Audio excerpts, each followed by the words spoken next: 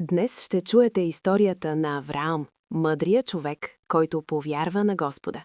Ще видите неговите изпитания, неговата вяра и силата на послушанието.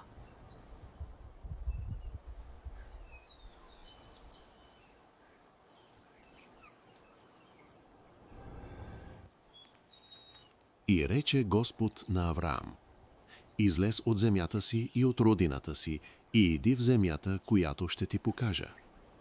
Авраам повярва на Господа и тръгна, оставяйки дома и роднините си. И рече Господ: на тебе ще дам земята и ще те благословя. Твоят род ще бъде велик и всички народи на земята ще се благословят чрез тебе. Авраам се покори и построи жертвеник на Господа, изразявайки вярата и послушанието си.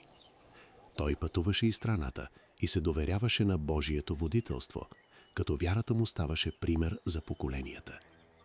И рече Господ: слушай гласа на жена ти Сара, чрез нея ще ти се роди син.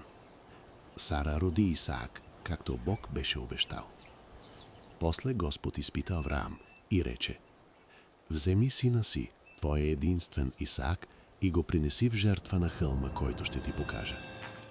Авраам стана рано, взе сина, огъня и ножа и тръгна. И рече Господ чрез горещия хръст: не дръж ръката си над момчето.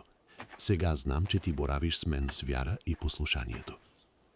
Авраам видя заклана овца вместо сина си и благослови Господа, защото вярата и послушанието му бяха възнаградени.